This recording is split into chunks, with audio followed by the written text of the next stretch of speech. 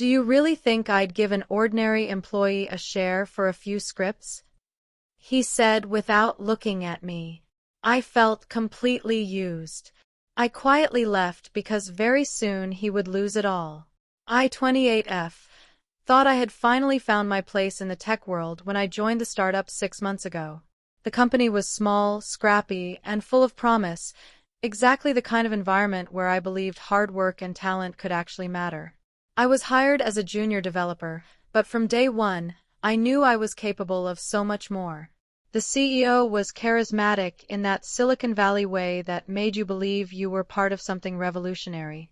He had this habit of walking around the office with his coffee, stopping at desks to chat about projects, making everyone feel like their contribution was vital to the company's success.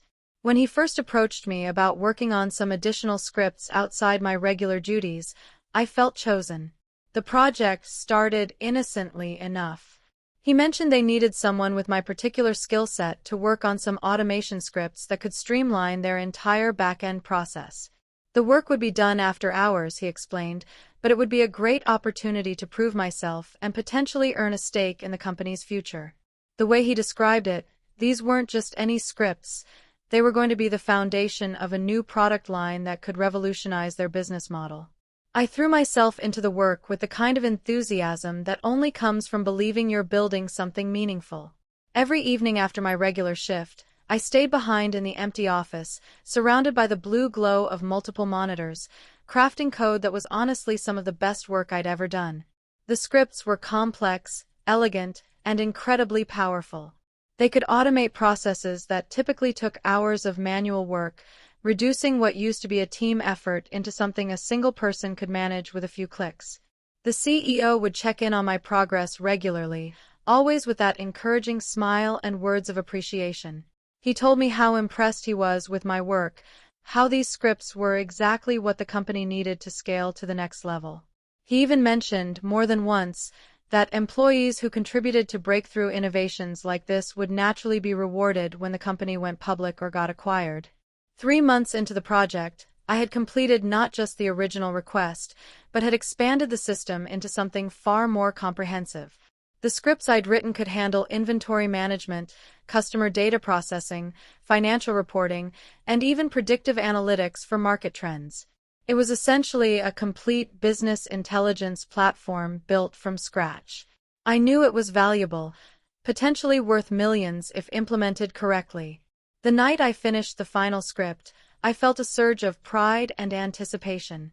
I had created something that could transform not just our company, but potentially be licensed to other businesses in our industry. I imagined the conversation I'd have with the CEO the next day, how he'd recognize the magnitude of what I'd accomplished, and how this would finally be my ticket to the kind of career advancement I'd been working toward for years.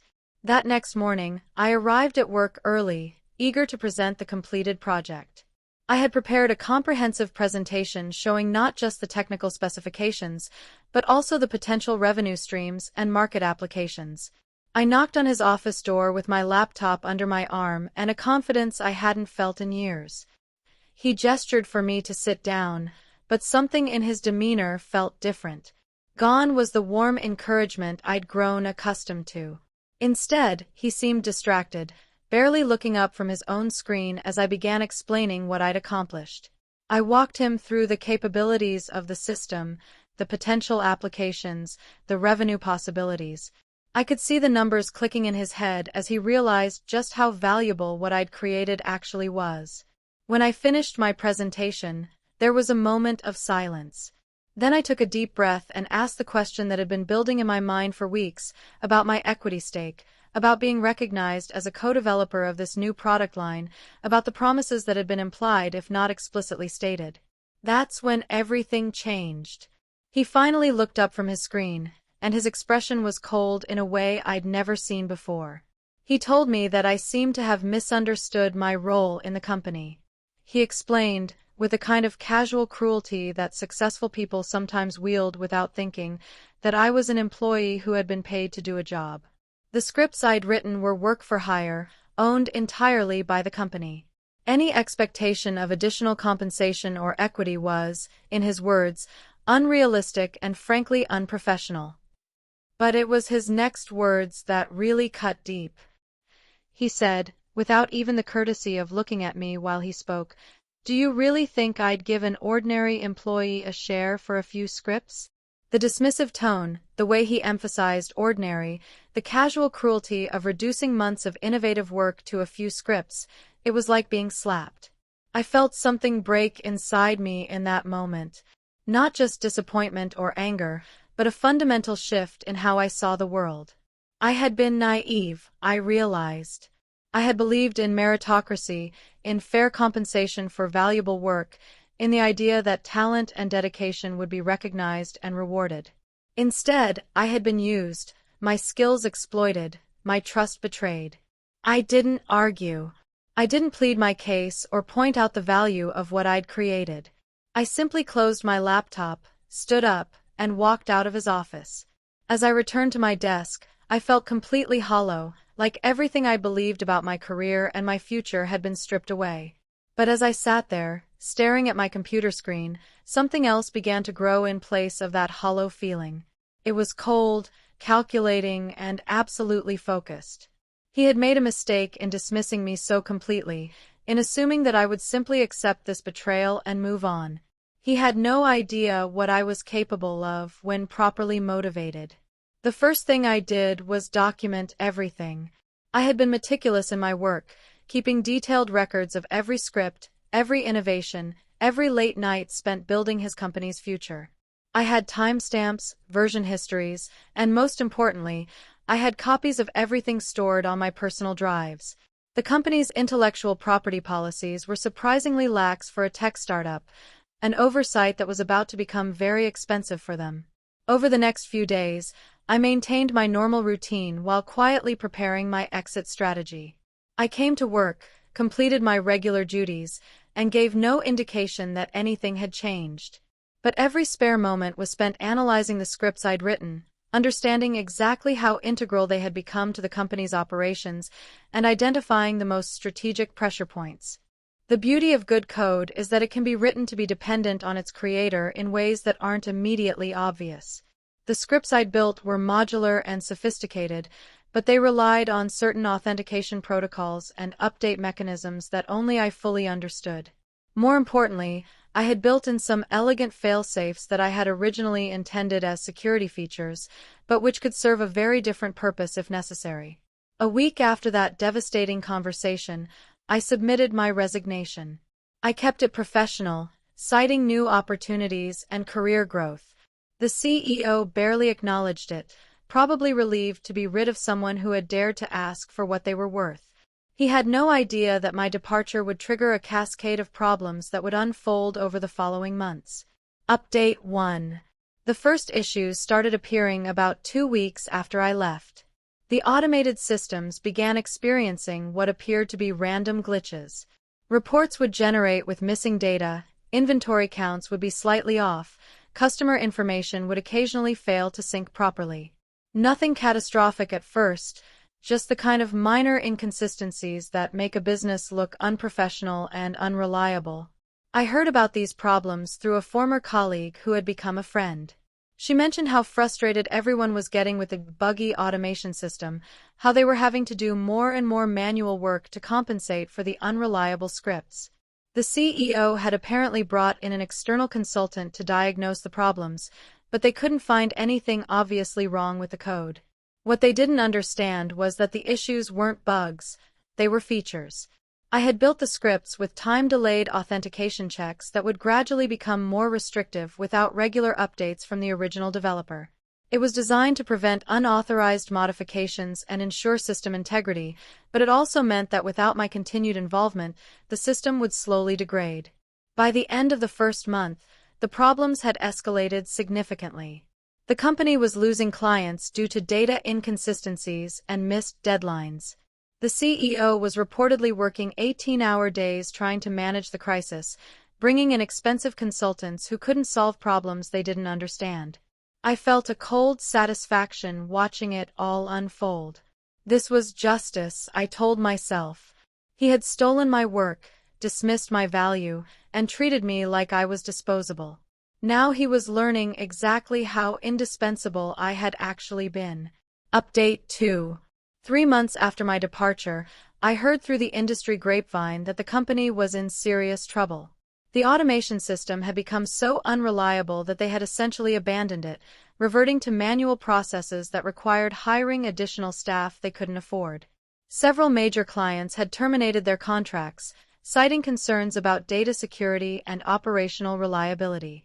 The CEO had apparently tried to rebuild the automation system from scratch, but without understanding the underlying architecture I had created, the new version was clunky, inefficient, and missing most of the advanced features that had made the original so valuable. What had taken me months to perfect was taking his new team over a year to poorly replicate. But the real blow came when I made my next move. I had spent those 3 months developing my own version of the automation platform, building on the concepts I had originally created but taking them even further. My new system was faster, more secure, and included features that went far beyond what I had built for my former employer. I launched my own consulting company, offering automation solutions to businesses in the same industry. My first client was one of the companies that had left my former employer due to their system failures. Word spread quickly in the tight-knit industry about this new solution that could deliver everything the other company had promised but couldn't provide. Within 6 months, I had signed contracts with 5 major clients, including 2 that had been considering partnerships with my former company. The revenue from my first year exceeded what I would have earned in 5 years as their employee. More importantly, I owned everything I created, controlled my own destiny, and was building something that was truly mine. Update 3. A year after I left, my former employer was facing bankruptcy. The CEO had burned through their remaining funding trying to fix problems he didn't understand, and investors had lost confidence in the company's ability to deliver on its promises. The automation platform that was supposed to be their breakthrough product had become their downfall. I heard he had tried to reach out to me through intermediaries, hoping I might be willing to consult on fixing their system. The irony was delicious. The man who had dismissed me as an ordinary employee was now desperate for my help. I politely declined through my lawyer, citing conflicts of interest with my current client base. My own company was thriving. I had hired a small team of talented developers, and we were working on innovations that pushed the boundaries of what automation could accomplish. I had learned from my previous experience about equity, contracts, and protecting intellectual property. Every member of my team had a stake in what we were building together. The final twist came when my former employer's assets went up for auction. Among the items being sold was the original codebase for the automation system, the scripts I had written during those long nights when I believed I was building a shared future. I attended the auction and purchased the code for a fraction of what it was worth, not because I needed it, but because it felt like reclaiming something that had always been mine. Standing in that auction room, holding the rights to code that had once been stolen from me, I felt a sense of closure that I hadn't expected. The CEO was there too, looking older and defeated, watching his company's assets being divided up among strangers. When our eyes met across the room, I saw recognition and something that might have been regret. But I felt no sympathy for him. He had made his choice when he decided that my contributions were worthless, that my talent was ordinary, that my trust was something he could exploit without consequence. He had taught me a valuable lesson about the world, about power, and about the importance of never again allowing someone else to control my destiny. As I walked out of that auction house, I realized that his dismissal of me had been the best thing that could have happened to my career. In trying to keep me small, he had forced me to become something much larger than I had ever imagined possible. His greed and short-sightedness had cost him everything, while my patience and planning had given me more than I had ever dared to dream. The automation platform I had originally created for him was now just one small part of a much larger empire I was building. I had clients across 3 countries, a team of brilliant developers who respected and valued each other's contributions, and a reputation in the industry as someone who could solve problems that others couldn't even understand. Sometimes late at night, when I'm working on a particularly challenging piece of code, I think about that moment in his office when he told me I was ordinary.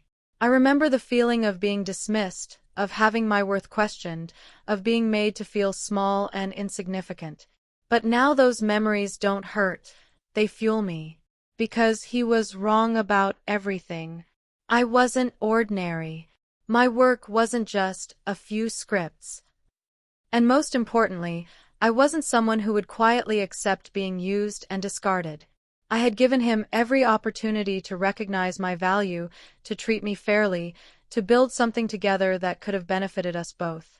Instead, he chose to see me as disposable, to take credit for my innovations, and to dismiss my contributions as worthless. In the end, his arrogance and greed had cost him everything, while my patience and strategic thinking had given me a life and career beyond anything I had originally imagined. The student had become the master, the dismissed employee had become the successful entrepreneur, and the ordinary worker had proven to be anything but ordinary. As I locked up my office that night, looking out at the city lights and thinking about the projects we had planned for the following year, I smiled. Revenge, I had learned, wasn't about anger or destruction. It was about proving wrong everyone who had underestimated you, about building something so successful that their dismissal of you became the biggest mistake of their career. He had lost everything because he couldn't see value when it was right in front of him. I had gained everything because I refused to let his blindness define my worth. The best revenge, it turned out, was simply being everything he said I could never be.